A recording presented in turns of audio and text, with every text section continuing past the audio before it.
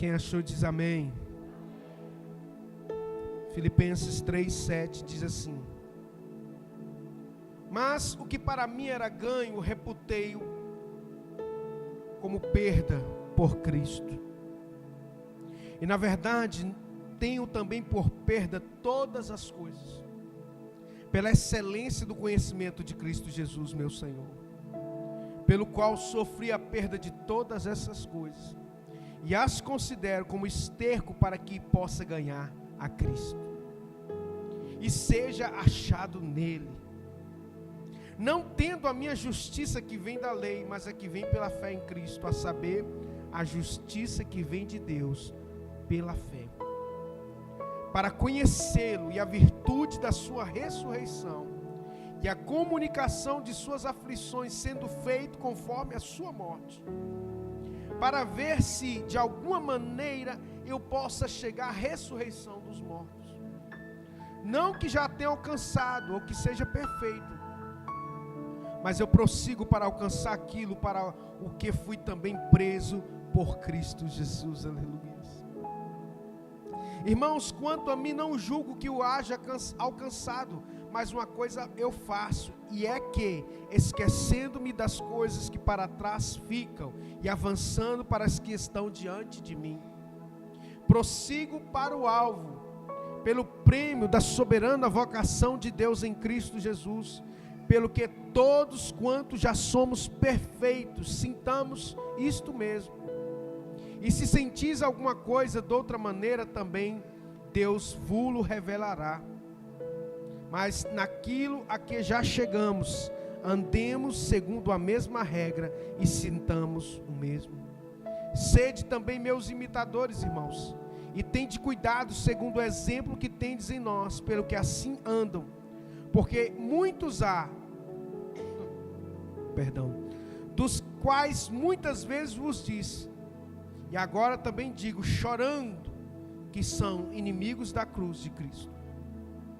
O fim deles é a perdição, o Deus deles é o ventre, e a glória deles é para a confusão deles mesmos, e que só pensam nas coisas terrenas, mas a nossa cidade está nos céus, aleluias, donde também esperamos o Salvador, o Senhor Jesus Cristo, que transformará o nosso corpo abatido, para ser conforme o seu corpo glorioso, segundo o seu eficaz poder, de sujeitar também a si todas as coisas. Louvado seja o nome do Senhor.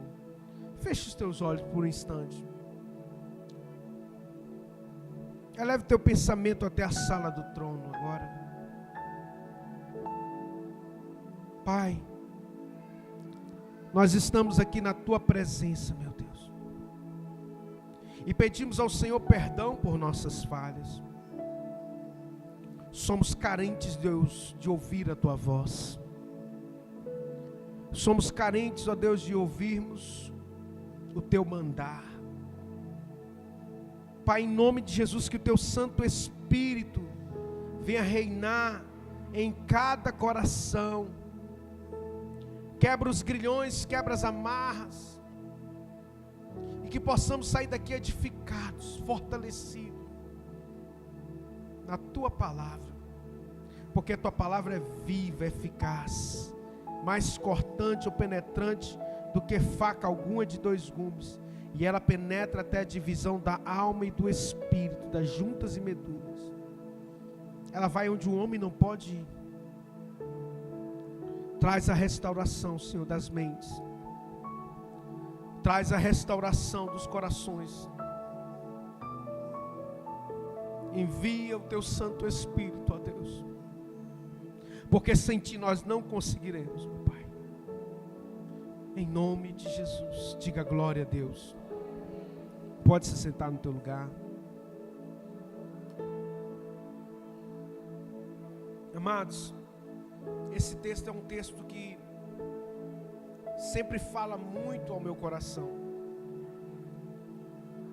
E eu diria que todos nós, servos do Senhor, deveríamos sempre voltar a meditar nesse texto aqui do apóstolo Paulo, de Filipenses, capítulo 3, de que nós temos sempre que realmente colocar a nossa vida em xeque. O que é isso, pastor? Da gente fazer uma análise de realmente quem nós somos em Cristo. O que temos buscado? O que temos vivido do nosso dia a dia? Qual tem sido a pretensão maior do nosso coração nos dia a dia? O que realmente valorizamos?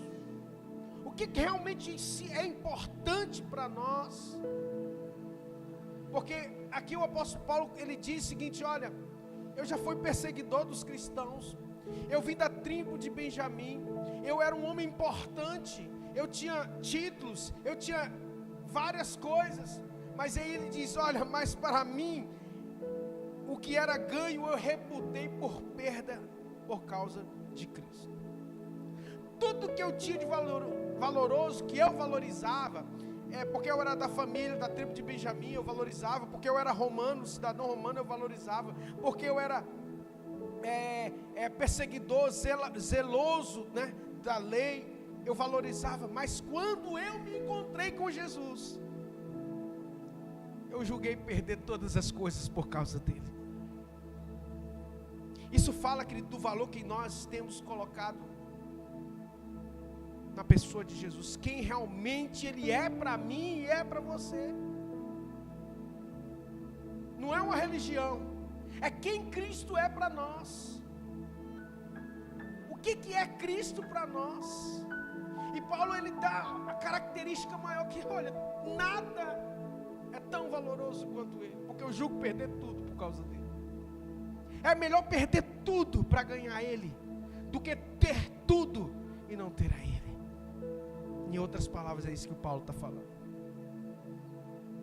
E na verdade eu tenho também por perda todas as coisas pela excelência do conhecimento de Cristo Jesus, meu Senhor,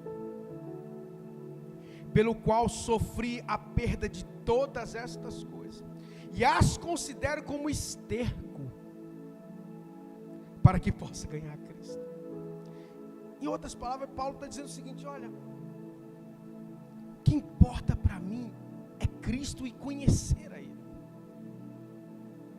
E aí eu pergunto para você, qual é o valor que temos dado a Cristo e ao reino dele?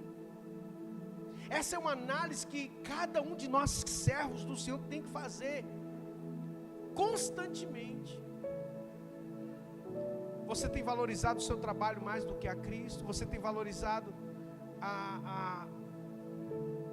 as obras da carne mais do que a Cristo? Ao prazer da carne mais do que a Cristo? Você tem colocado outras coisas em primeiro lugar? Então isso é uma reflexão pessoal. Fulano e tal podia estar aqui. Não. O que você tem feito? O que eu, Roberto, tenho feito? O que eu tenho feito e colocado acima de Jesus?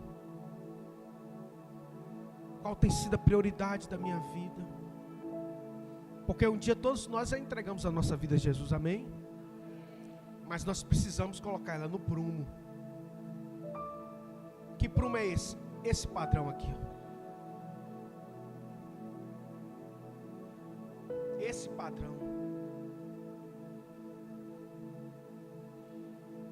O padrão de colocar Cristo em primeiro lugar em nossa vida. De nós não termos a dúvida. Que tem gente que tem dúvida, eu prefiro isto do que participar das coisas de Deus, de buscar Jesus. Porque no final das contas, irmão, quando a gente partir dessa para melhor, é só isso que vai fazer a diferença. É só isso que vai fazer a diferença. Nada mais. É por isso que ele diz: busque em primeiro lugar o reino. Olha, irmãos, isso não tem que ser um fardo para nós, porque Jesus disse: o meu fardo é, e o meu jugo é suave. Tem que ser prazeroso para nós buscar a Cristo. Eu tenho por perda todas as coisas pela excelência do conhecimento de Cristo Jesus.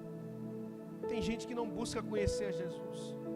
Não estou falando só de de ouvir alguém dizer, eu conheço que Jesus ele morreu na cruz, não, mas de mergulhar na palavra, de ter a excelência da revelação. Paulo teve essa excelência do conhecimento da verdade. E Cristo diz: conhecereis a verdade, ela vos libertar de quê, irmão? Se já somos crentes, os judeus já falavam, mas nós nunca fomos escravos de ninguém, não. O que é isso de libertar? Nós não somos escravos, não, é? Aqui, ó, a mente livre.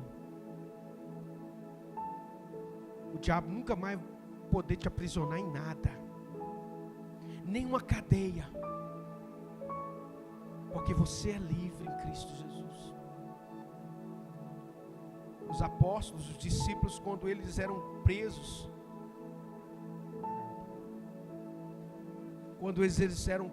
e lançados no Coliseu Romano, e eram mortos,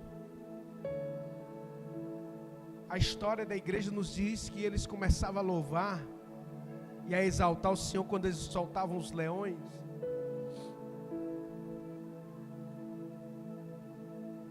E eles se alegravam, porque eles estavam morrendo por Jesus. Lá em Hebreus capítulo 11, na galeria dos heróis da fé, a Bíblia diz que eles eram cerrados vivos ao meio, e lançados aos leões vivos, e eram despedaçados. E aí o escritor aos Hebreus diz: homens dos quais o mundo não era digno que eles pisassem. Estevão, o primeiro mártir da igreja, o primeiro diácono que morreu,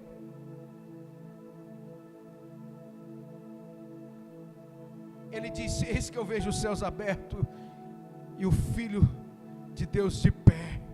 E eles pegaram pedras e mataram ele a pedras, porque ele viu o céu aberto. Jesus recebeu Estevão de pé na sua glória. Homens dos quais o mundo não era digno. E aí, irmãos, eu vejo as pessoas se desviando de Cristo tão facilmente, deixando o caminho da verdade tão facilmente. Nunca foram perseguidos por causa de Cristo, nunca. Pelo contrário, só receberam bênção.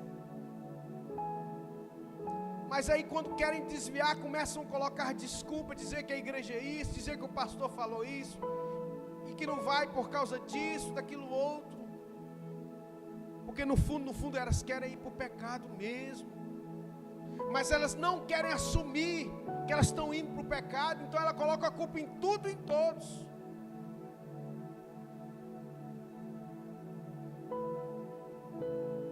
Deus é misericordioso, irmãos, mas Ele também é justo, e ao culpado Ele não toma por inocente. Eu estou aqui nessa noite porque o Espírito Santo ele tem me incomodado. Sabe, querido, quando eu me converti, eu encontrei com um casal essa semana, e eu estava relembrando há uns 25 anos atrás, mais ou menos. Eu era presidente dos jovens da nossa igreja, e aí nós fizemos um acampamento de jovens e adolescentes. Eram mais ou menos uns 30, 40 adolescentes, e o qual eu era presidente.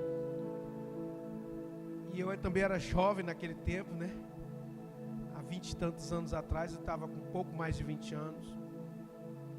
E eu lembro que no primeiro dia em que nós fomos ministrar ali, no primeiro dia, 7 pessoas foram batizadas com o Espírito Santo. Na primeira ministração, nós chegamos na sexta-feira à noite, lá em Virginópolis, no sítio que tinha lá. E aí, fomos arrumar as coisas para dormir, e comer e tal, aquele negócio de jovem, né? E aí, no final, todo mundo meio cansado, aí eu falei assim, ó, gente, vamos orar para dormir. Cada um no seu quarto, tinha uns beliches. E aí, nesse orar para dormir, irmãos, era mais ou menos umas 10h30, 11h da noite. Quando nós terminamos de orar para dormir, era 3h30 da manhã, Derli. Que a gente deu as mãos, a unção de Deus foi tão forte naquele lugar, que todos foram batizados com o Espírito Santo. Todos. Sem a gente fazer nada, só orar para dormir. E aí a gente começou a orar e o Espírito Santo desceu ali de uma forma poderosa. E aí a gente começou a ir nos quartos e orar por todos aqueles jovens. E aí, à medida que a gente orava e a gente impunha as mãos sobre aqueles jovens, eles eram cheios do Espírito Santo. E havia temor, havia sede e fome pela presença de Deus. Eu pergunto a você, cadê a fome, cadê a sede? Porque o nosso Deus é o mesmo Deus.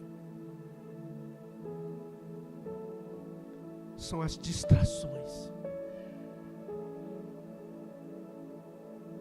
a frieza espiritual, o descaso pela presença de Deus. O Espírito Santo, ele é muito sensível, igreja. Facilmente ele se afasta. Se vir qualquer fagulha de erro em nosso coração e não há uma retenção, não há um desejo de mudança, ele se afasta. E na nossa geração, infelizmente, nós temos vivido isso. Não há arrependimento, não há temor. E os crentes estão cada vez mais mundanos do que crentes. Infelizmente, irmão. Presenciei inúmeras vezes crianças sendo batizadas com o Espírito Santo. E eu nasci no meio desse fogo. E esse ministério é fruto desse fogo. De 20 e tantos anos, quase 30 anos atrás. Onde eu abdiquei dos meus desejos de jovem. Para estar no monte orando. Para estar jejuando 40 dias sem comer. Só no líquido. Para ficar 3, 4 dias jejuando em prol de um avivamento. E hoje as pessoas têm dificuldade até de vir na igreja.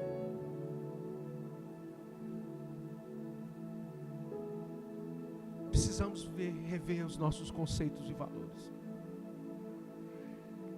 Paulo diz: pelo qual sofri a perda de todas essas coisas e as considero como esterco. Os irmãos sabem o que é esterco, né? Não precisa falar não. Para que possa ganhar a Cristo e seja achado nele, não tendo a minha justiça que vem da lei, mas que vem pela fé em Cristo, a saber, a justiça que vem de Deus pela fé, para conhecê-lo e a virtude da ressurreição, ou o poder da ressurreição, e a comunicação de suas aflições, sendo feito conforme a sua morte, para ver se de alguma maneira eu possa chegar à ressurreição dos mortos. Paulo diz: olha, eu faço de tudo, porque eu não julgo que tenha alcançado, então eu vou fazer de tudo para que eu possa chegar à ressurreição dos mortos. Aí a pessoa tem a oportunidade a vida inteira, rejeitou Jesus a vida inteira, morreu, virou santo, vai para o céu, nunca fez nada, nunca abdicou de nada, nem se arrependeu dos seus pecados. Como que vai para o céu? Vai para o céu da boca da onça, né? Eu falo isso com temor e tremor diante de Deus. A Bíblia diz: se hoje ouvires a voz do Senhor, não endureçais o vosso coração. Os dias são maus e nós precisamos nos voltar a Cristo de uma forma verdadeira e genuína.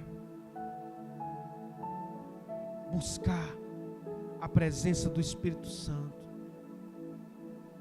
Sabe, você pedir para Deus, fala assim: Senhor, renova minha mente. Eu estou com a mente pecaminosa,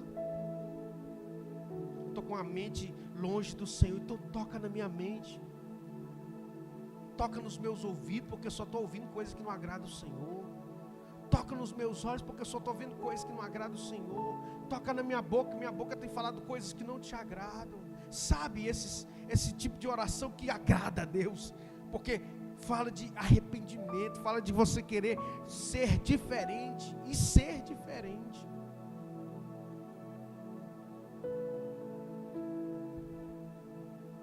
Não que eu a tenha alcançado, ou que seja perfeito, mas eu prossigo para alcançar aquilo para o que fui também preso por Cristo Jesus. Irmãos, quanto a mim, não julgo que o haja o alcançado, mas uma coisa faço é que, esquecendo-me das coisas que para trás ficam, e avançando para as que estão diante de mim. Esquece o passado, irmão. Foca no presente, para que você tenha um futuro de ressurreição, de glória. Se policiar no seu dia a dia, no seu trabalho, no meio dos seus familiares,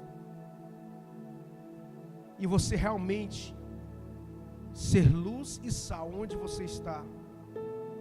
Eu prossigo para o alvo, pelo prêmio, olha só, pelo prêmio da soberana vocação de Deus em Cristo Jesus.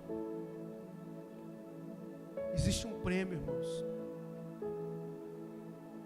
Vocação é chamado.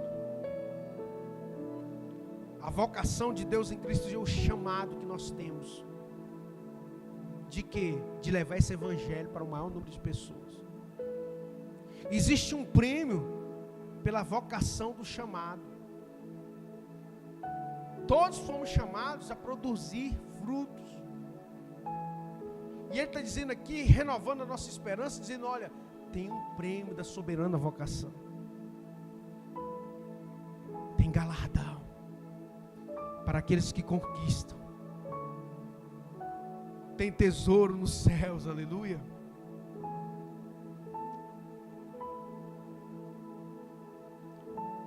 A Bíblia diz, versículo 17, sede também meus imitadores, irmãos, e tende cuidado, segundo o exemplo que tendes em nós, pelo que assim andam.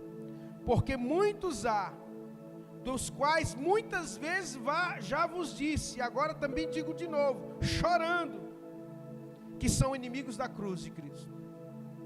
Então, Paulo está alertando aos filipenses, e aqui eu estou alertando novamente, tem muitos que são inimigos de Cristo.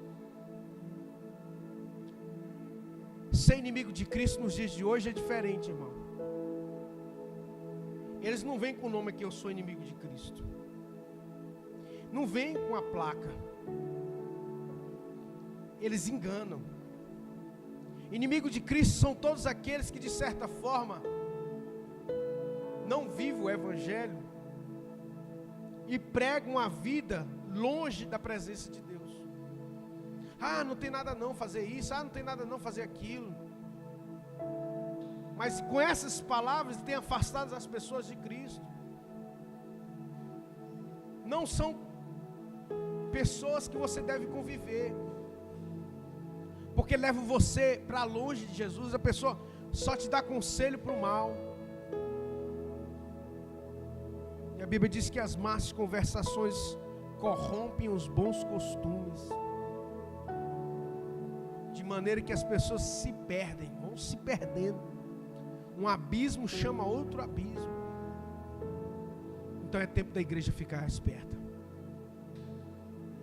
Qual tem sido a prioridade na tua vida? O fim deles é a perdição. Versículo 19. O Deus dele é o ventre, e a glória deles é para a confusão deles mesmos, pois só pensam nas coisas terrenas. Olha aqui.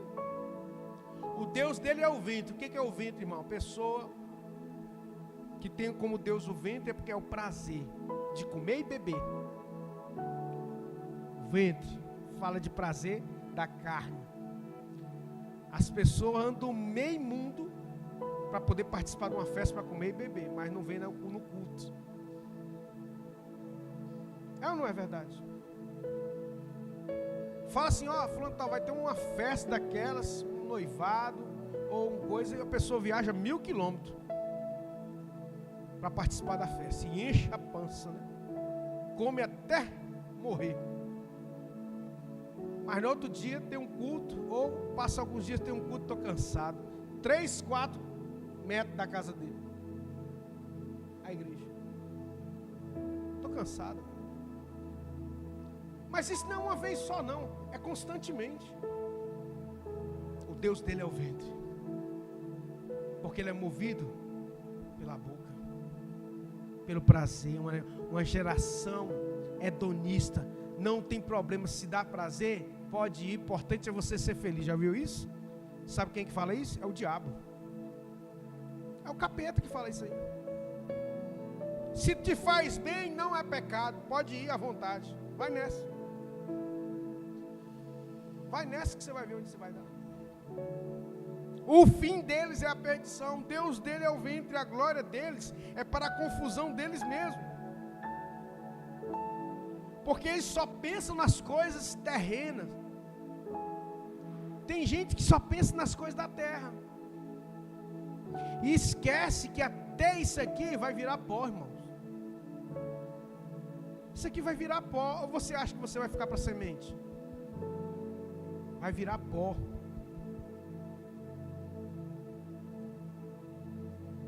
E para terminar, aleluia. Mas a nossa cidade está nos céus. Que alegria. A nossa cidade está nos céus, donde também esperamos o Salvador, o Senhor Jesus Cristo. Aleluia. A nossa pátria é celestial.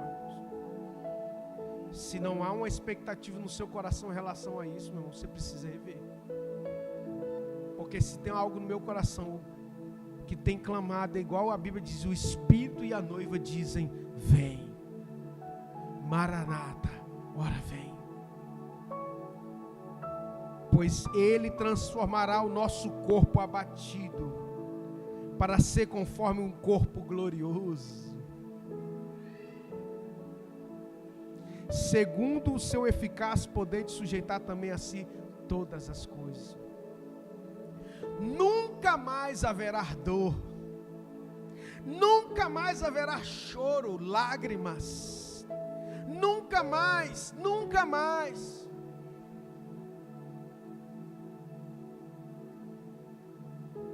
É isso que o nosso coração tem que se nutrir.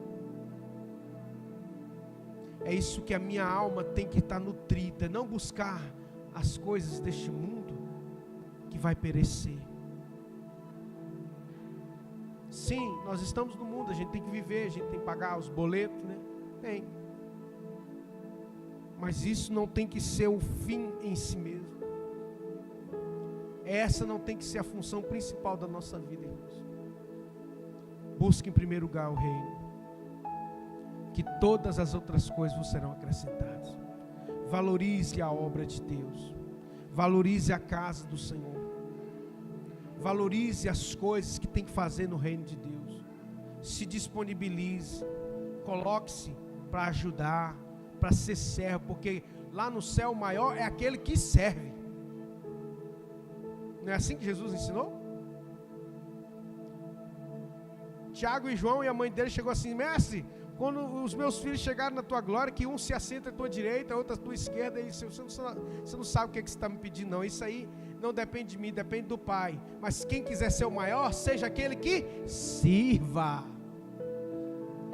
porque muitos primeiros serão derradeiros, e muitos derradeiros serão os primeiros.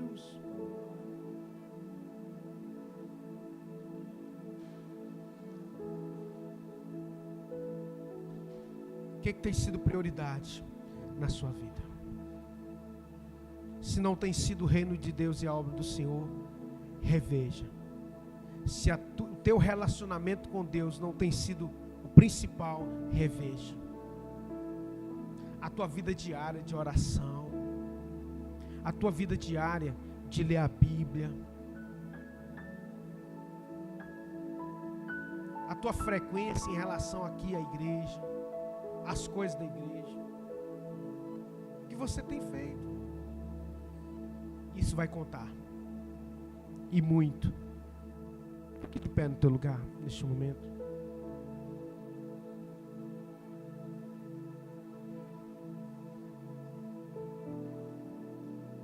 Feche os teus olhos. Quero orar neste momento, colocando as nossas vidas diante do Senhor.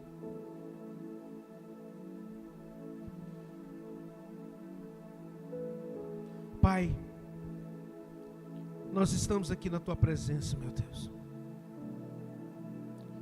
E nós somos falhos. Muitas vezes erramos. Mas humildemente nós estamos aqui de novo como Teu povo, pedindo ao Senhor que olhe para nós com Teu olhar de compaixão. Perdoa, Senhor, a nossa frieza espiritual, porque a Tua palavra nos diz: sede firmes e constantes na presença do Senhor.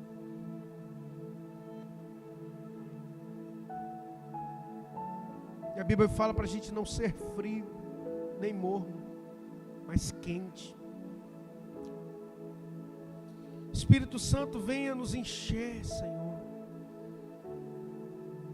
Venha, meu Deus, ativar, meu Deus, a nossa mente, o nosso espírito que está adormecido, a Tua igreja que dorme, que não busca mais, que não evangeliza mais, que não busca mais o batismo no Espírito Santo, que não busca os dons, mas só busca as coisas dessa terra. Tem misericórdia de nós, Senhor. Aviva-nos, ó Deus.